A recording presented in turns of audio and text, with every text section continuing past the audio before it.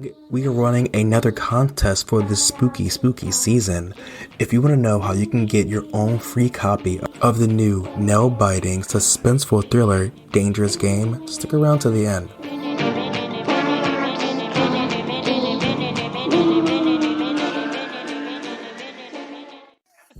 I'm time traveling. Look up the photos. It's fucked. Idiots. Idiots. Oh. On the internet, who will like live stream himself. I don't really give a shit. But like, if you consider yourself seriously, stop it. Get help. People, you find someone who enjoys your company. No woman wants to be around you. Why does that bitch on the podcast want to marry? Actually, a name for that. I think you're a larger philosophical. They're texting you these things. Yeah. If they're calling you a shitload. Passcode for safety. It was like saying when you're storing those. Yeah, absolutely. Or if someone like you did. So this episode involves stalking, a beheading. Major trigger warning. Yes. So yes. Major trigger warning.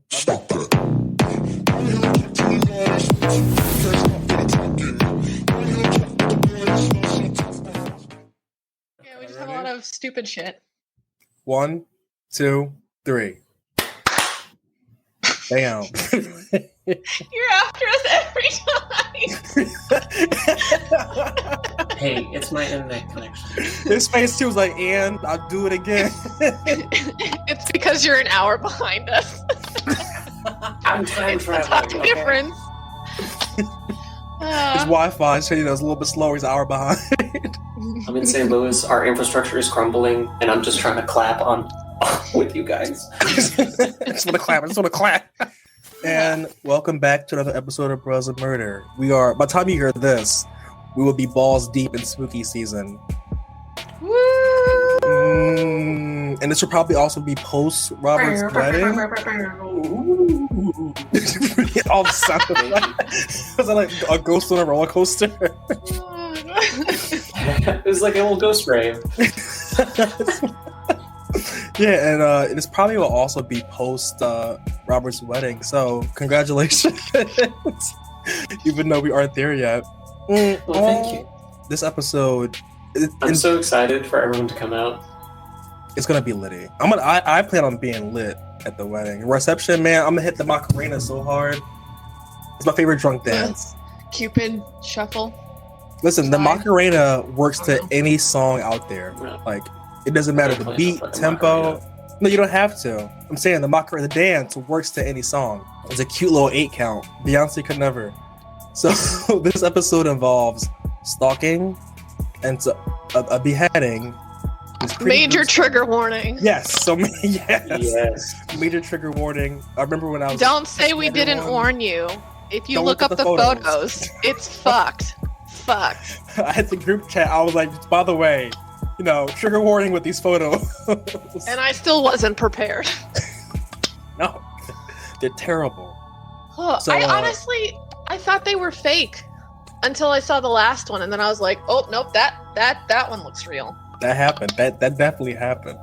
So welcome to Bros of Murder, where we give you true crime cases of color, music, and shenanigans, because we're all in a giddy mood. It's just 10 a.m. We're idiots. Idiots.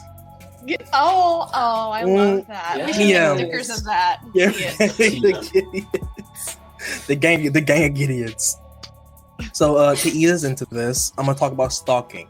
So, because I feel like that's really what this episode showcases, like the dangers of stalking, especially when like authorities and people don't take it seriously. So now, stalking is a behavior directed at a specific person that makes any reasonable person feel fearful.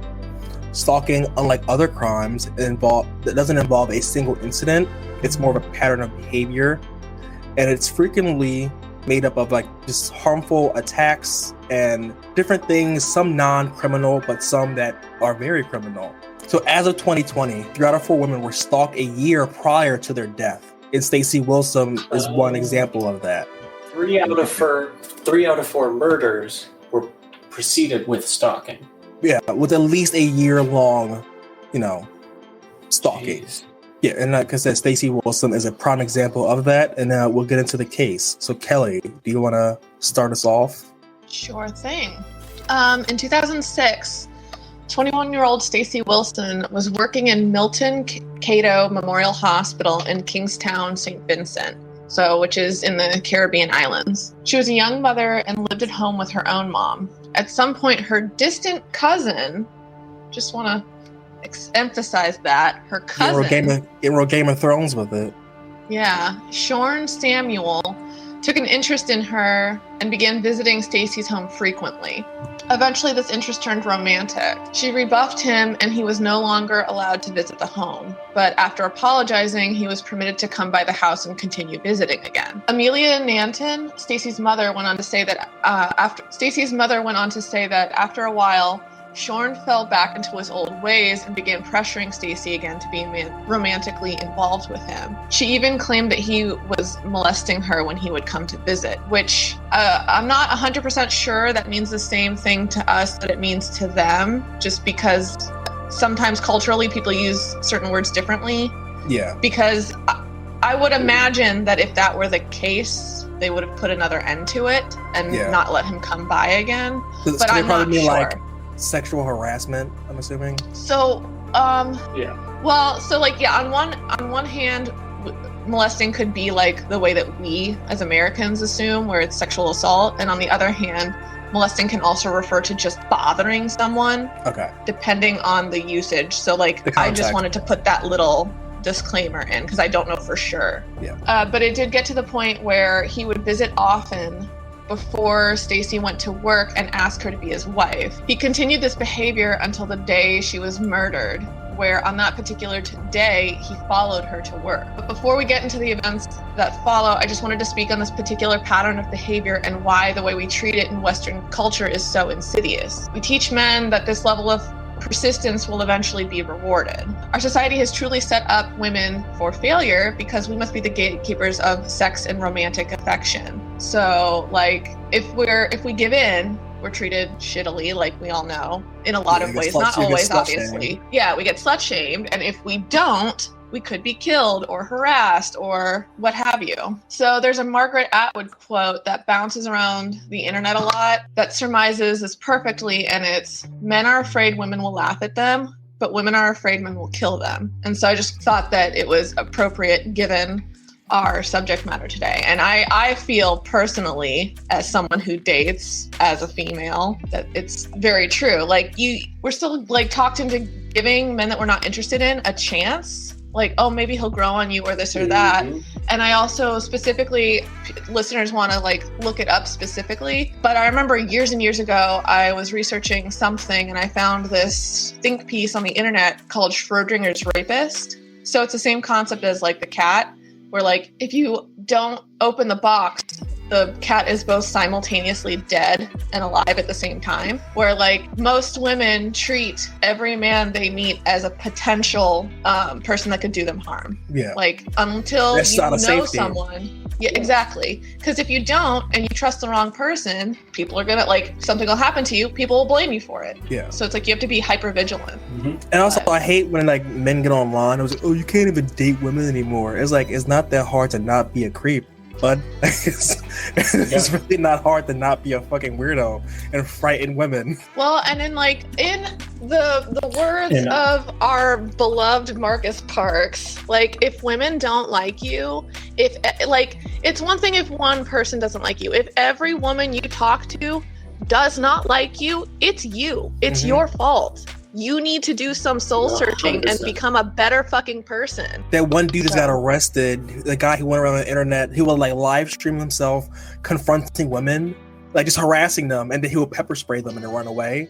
Jesus he just got you didn't hear about that? No. He's an admitted incel, and he would post his videos where he'll walk up to women and be oh, let me see your tits. I just want to hook up with you, and they will obviously be hey, go away, and then he'll just pepper spray them and then run away. But he got arrested couple days ago and charged with a hate crime because you're attacking women who you're harassing. Bro, what? And he was white too. I just want to say that. I am shocked. When I saw the mugshot, I was I'm not. Yeah, wow, color me surprised. Hey. It's amazing to me. And I mean, this is my opinion, and maybe we'll get shit for it. I don't know. I don't Honestly, I don't really give a shit. But like, if you consider yourself an incel, it's your fault. It's your fault. If you are involuntary celibate, you need to work on yourself. Go to therapy. Talk to someone. Seek help. Go touch grass. Get help. What was that Michael Jordan meme? Seriously, stop touch it. Grass. Get help. But yeah, that's my little well, and also those tirade. communities, like online communities of incels, like it's a very like insular group, and they just start feeding each other all this bullshit and like crazy videos and crazy manifestos and shit. All of that is just going to make your situation worse. Like they just circle jerk each other. Try to be as normy as possible.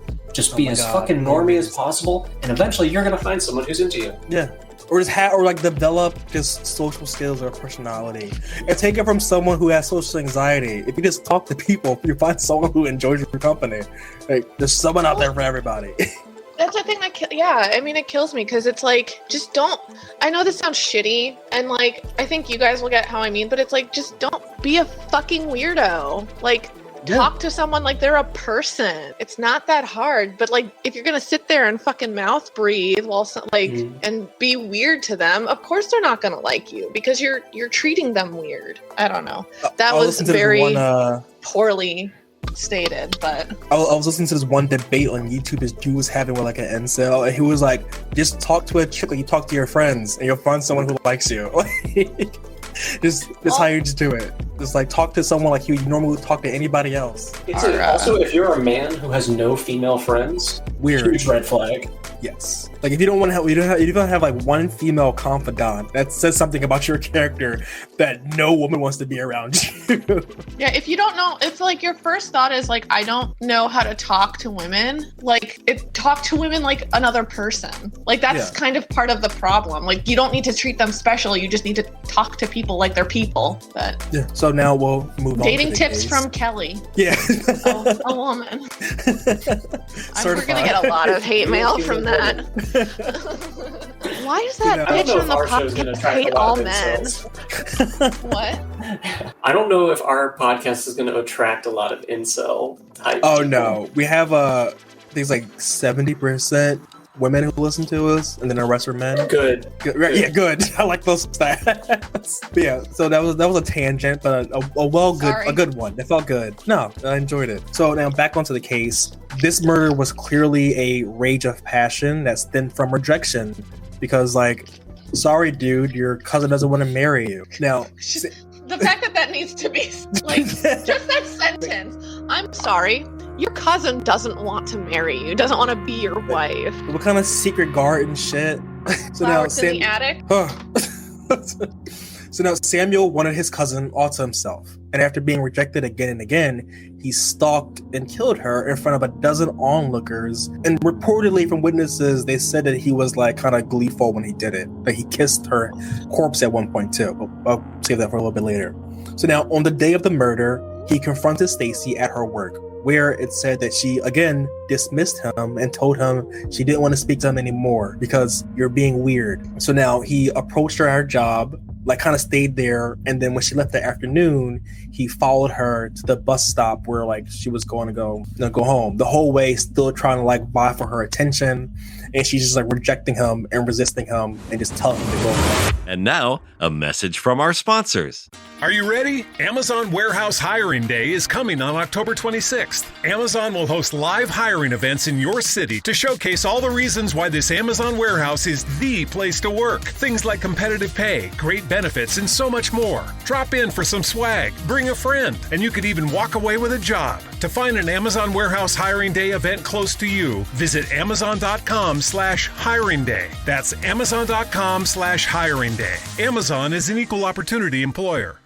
So now, as she got on the bus, which was like her normal routine, he followed her onto the bus. And now I'm assuming that like he probably stalked her patterns, like kept an eye on her to like know when she would be like the most vulnerable. Because if he wasn't like allowed around the house anymore, following her on her pathway home was probably the only real way he could get to her. So I wouldn't be surprised if this was like more of a planned attack than anything. So now, witnesses say that Samuel trailed behind her as she got on the bus and sat directly next to her on the bus. Stacy got up and switched seats to put someone in between them to like create a barrier, and this only made Samuel like more frustrated. So he once again moved closer to Stacy, trying again to get her attention before getting upset and pulling out a machete. It's either a machete or a big knife. Some of the articles said like it was a giant knife. Some people said it was a machete, but either way, curved knife. Yeah. So he pulled out a bladed weapon and started hacking Stacy repeatedly in like the face and arm area. So that she couldn't really escape because like they were in a confined space and people were like fleeing off the bus as she was getting attacked, which kind of reminds me of that Canadian case where like that homeless guy went in the bus and like beheaded that young dude, and like everyone just like freaked out and left. And at first I was like, why didn't no one help him? But then the Kelly kind of was like, that moment was probably a lot for a lot of people. So I get it that people would just like want to escape first and not really think about like trying to intervene. Because you see a dude with a machete, your fight or flight kicks in. Like, and if anyone's interested in like, if you just want Surrey, like look at that case, the victim's name was Tim McLean, and it was on a Greyhound in Canada, I think Manitoba. So yeah, if I remember correctly, it was something to do with demons, right? Like the guy thought he was a demon. He was hardcore schizophrenic. Yeah. So like he was. Hey there, future editing Andre. Now, if you couldn't tell, my microphone was crapping out on me for some reason. Don't know what's wrong. Got a new mic, so I'm gonna redo this section because I hated how much I sound. So I'll pick back up. So Stacy escaped by pulling herself through a window, and after hitting the ground, she crawled under the bus to hide from Samuel. Now Samuel got out the bus and pulled her from underneath of it, cutting her hand off as she fought against him. Then, in front of the crowd of onlookers, he struck her in the face and neck until he cut off her head. Samuel then held her head, and according to different witnesses, he kissed it before throwing it to the ground. When police arrived on scene, they found that the head and right hand were 15 feet away from the body, and Samuel was just standing there waiting for them to arrest him without any type of issue. Now, there's more tea because murder seemingly runs through his family. So now Rosita Samuel, who is Sheen's sister, brutally murdered her family on April 15th, 2013 in a Brooklyn, New York apartment. Now Rosita shot her boyfriend, her infant son, and herself, allowing her eldest son to be able to escape the shooting by jumping through a window. Rosita was a cop, surprise, surprise, and left a suicide note explaining to her eldest son that she only murdered the baby so he didn't have to deal with raising this baby since both his parents would be dead. There was a separate suicide note that was shoved in a toilet and shredded. It could have illuminated more information, but it was too hard to decipher. Now back to, stuff and things. Sorry if the audio sounds bad. Although I mean, you don't see a lot of women like annihilate their whole family, but I do feel like there are a lot of cases of women killing their children. Yes, but never really is like. I think there's actually a name for that. I think you're right. A lot of times it has something to do with like postpartum depression or something. I'm not sure, but it is never really like with a gun either. Usually with like other means like drugs or drowning or suffocation. Drowning, yeah. Yeah, drowning is a real common one. Okay, so I'm going to pick up from here. As Andre mentioned, Samuel was taken into custody immediately following the murder from the scene of the crime on December 11, 2006. While crime scene photos have been shared all over the internet, as we mentioned earlier, they're very graphic. They were picked up by gore fanatics and shared everywhere. The family of Stacy Wilson has actually gone to great lengths to try to get them out of the media and has publicly asked that the photos no longer be shared to protect the memory of their relative. So we're probably not going to put any links to those crime scene photos. If for whatever reason you need to see them, for whatever reason, you can find them. They are out there.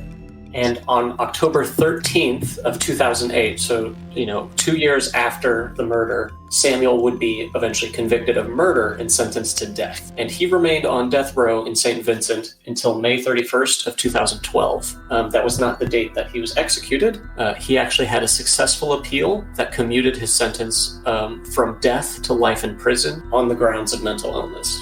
There was a local St. Vincent lawyer who partnered with a London-based advocacy group called the Death Penalty Project to bring forward expert witnesses to create this defense.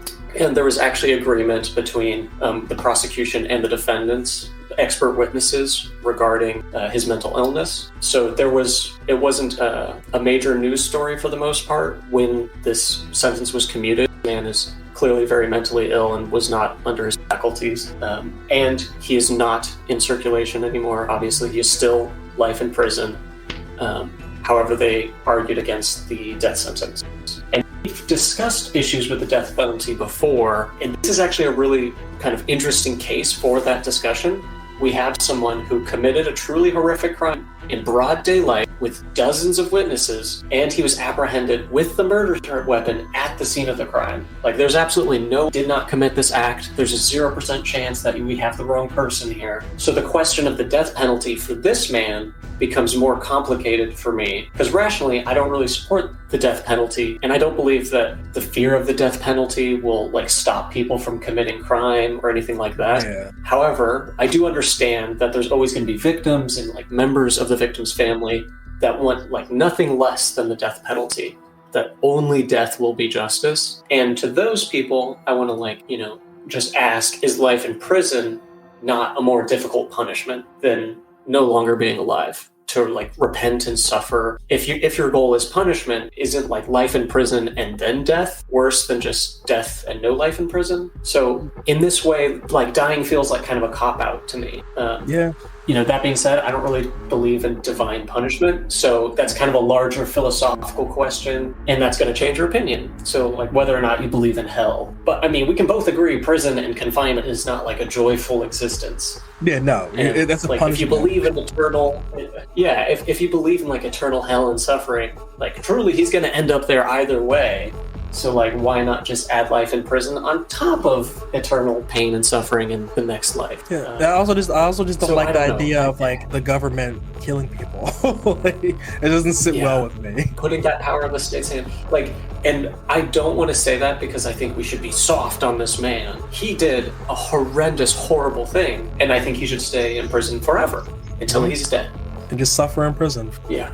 Now, to round this off, there is no universal set of steps that will work for anybody when it comes to dealing with stalking, but there are some actions that could help. And I looked this up on victimsconnect.org. So here are their steps of what you should do if you feel as though you are being stalked. Call 911 immediately. Just go by your gut.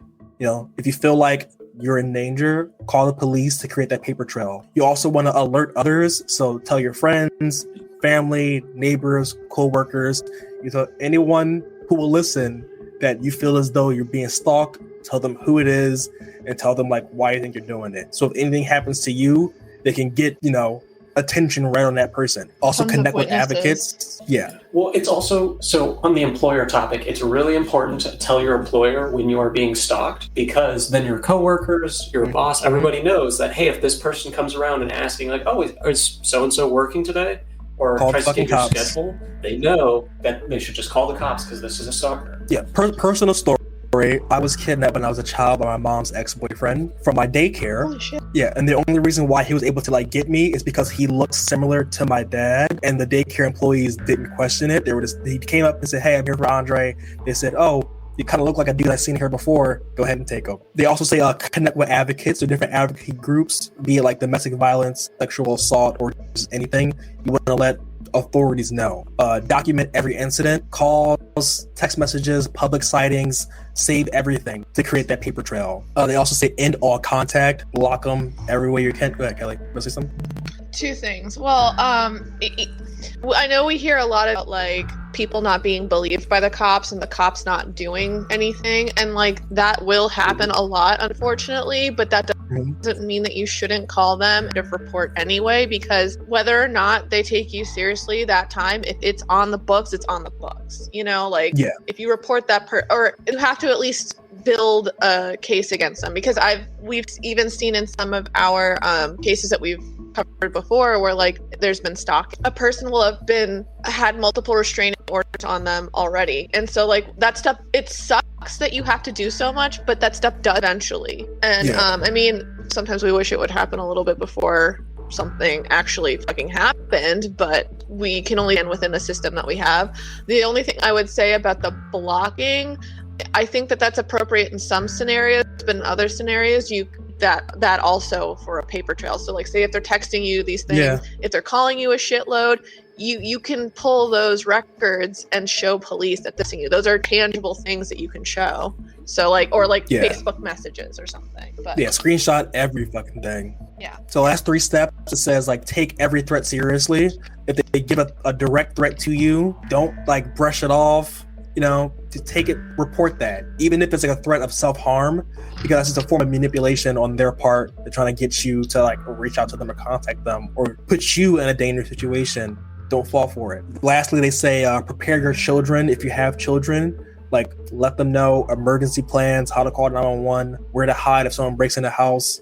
You know, who to look out for. Bag. Like, like a what is it called? Like a 72-hour bag. Go bag. Yeah, like whatever you need to survive for 3 days, put it in a bag and edit. And like the last thing is create a safety plan. That's the biggest thing. You want to have a personalized plan for yourself to be safe, because preparation is key to survival. And if you feel as though you're being harassed, don't passive about it. You want to be active about your safety. Yeah. And that was this episode. One other little tip is that if you have kids, you can create a safety word with your kid of like, hey, if I ever have a friend or someone who needs to pick you up for a reason, they're going to tell you this word. And if they don't tell you that word, they're not actually there to get you. Yeah, there's this one case I've seen about like a woman who was assaulted on a date. Well, almost assaulted. This dude was like sketching her out, so she got her phone out and called her sister, and they had like their own little passcode for safety. It was like something Peaches, and that's when her sister knew, oh, I gotta call the cops and send them to her location because she just said like Peaches. So yeah, passcodes, all that. Like, stay prepared. Yeah, that was this episode. I also have I have a couple other things to add. So one thing also that you can do, there's this app called Noonlight, Noon. Moonlight or Light? Moonlight? Noon, as in like the time, like noon.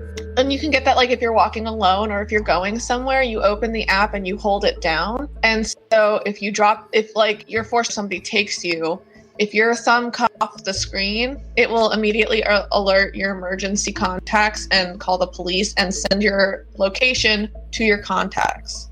Oh, wow. So, that's awesome. Mm-hmm. Yeah, I'm looking at it now. Oh, yes. Yeah, and there's a pin, so like if you do it on accident or like if you're holding it and you're done, you type the pin in to let like it know you're safe. And if you let it go, they'll call you to make sure. And so if you don't answer the call, then they know to like alert authorities. And then there was something else I was going to say. Like, I guess this is more if you have like a shitty partner who's abusive or something. But like sometimes you need to make copies of all of your like identification markers. So like your passport, driver's license, because like sometimes people will take that from you so that you can't go anywhere. So like make copies of those things and like I would put that in a go bag or something like that. There's something else I had, but I can't think of what it is. If you have like a Google Drive that you have access to, one, make sure you have 2-factor authentication. So like you have to use your phone or whatever to get into it.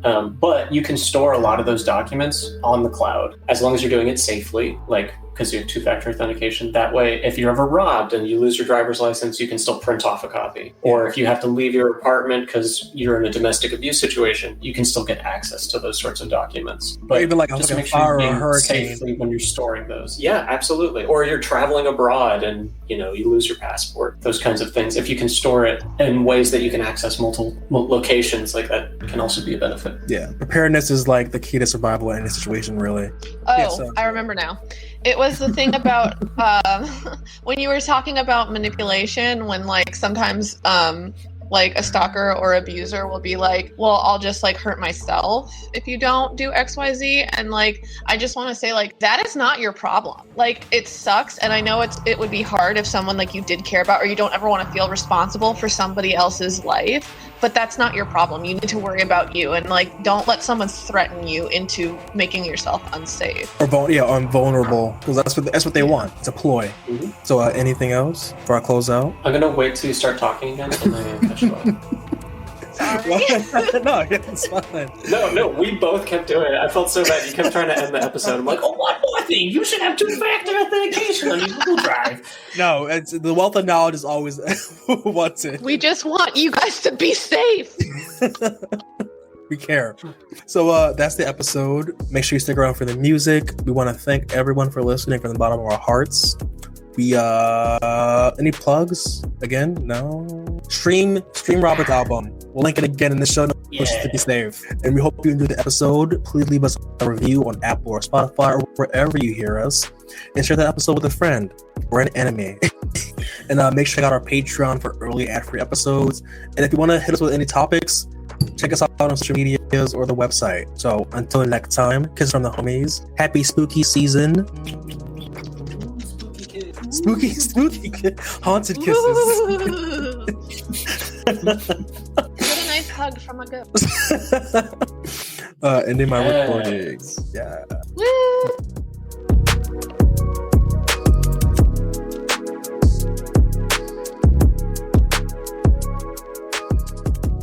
And now, a short commercial break.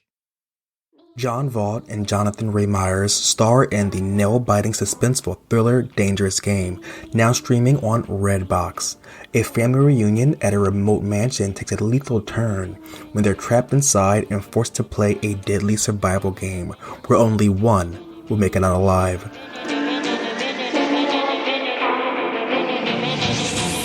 Stream Dangerous Game instantly on Redbox On Demand today, rated R, from Paramount Pictures. Or if you want to enter the contest to get your own free copy, we're giving away 5. All you have to do is go to the Instagram post of this episode, which I'll be linking in the show notes, like it, tag a friend in it, and that's it. You're entered. And then at the end of spooky season, we're going to pick 5 winners and hand give those copies to you. And I hand give, but I'll DM it to you. You'll get it, I promise. La la la sisters, me never it could be boost. I love it when you kiss.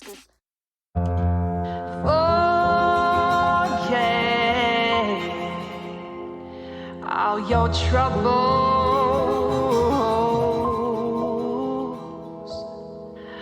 and pour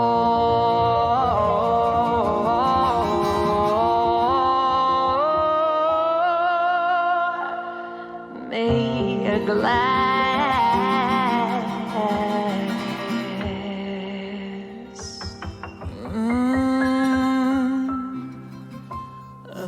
Bubbles.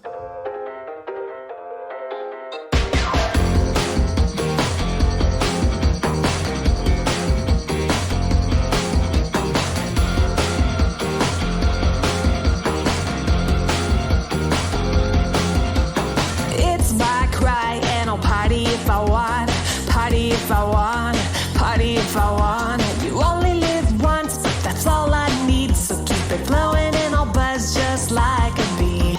Dancing on the tables, throwing out the labels. Life is a ball and I'm living it large. I'm the entertainment and I came to play. You gonna know my name. We're gonna misbehave. Oh, bring the champagne. Oh, that's how we celebrate. Pour me some bubbles. Pour me some. Pour me some. Pour me some. Forget your troubles. Pour me some. Pour me some. Yeah, pour me some.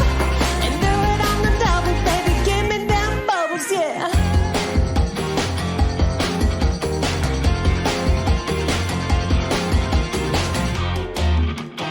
It's my night and we'll do it like we always do.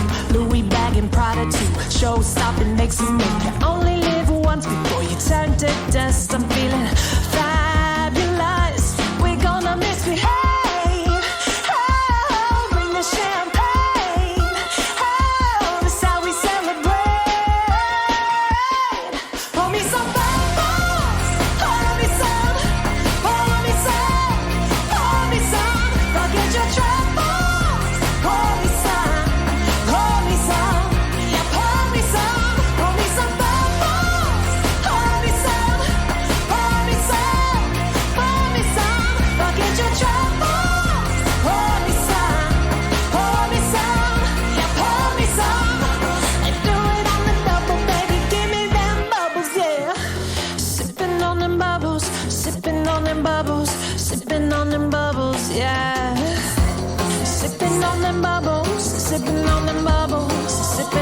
bubbles, yeah.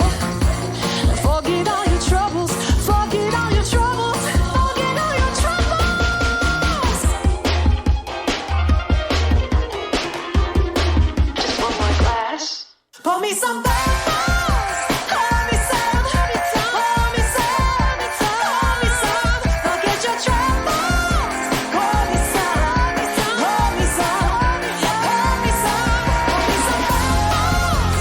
Pour me some, pour me some, pour me some. Forget your troubles. Pour me some, pour me some bubbles. And do it on the double, baby. Give me them bubbles, yeah.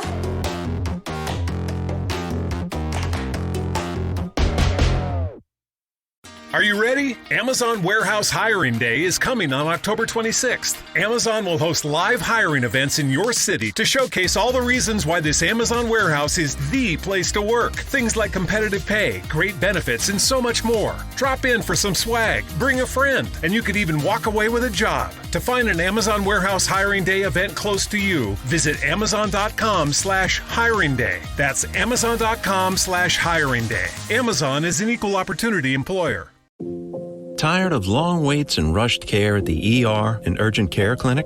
Next time, stay home and let Dispatch Health bring the power of the hospital to you. I call Dispatch Health. A care team of medical professionals actually come to your house. They're the same caliber of people that you would see if you were at a hospital or an urgent care. Dispatch Health can treat most non-life-threatening emergencies. They can do the x-rays, they can do stitches, urinary tract infections, blood test, urinalysis, ultrasound. It's almost everything that they can do at the ER. You never feel rushed. They're there for you and only you. I felt like their only patient. And it costs no more than a trip to urgent care because Dispatch Health is covered by most insurance, including Medicare.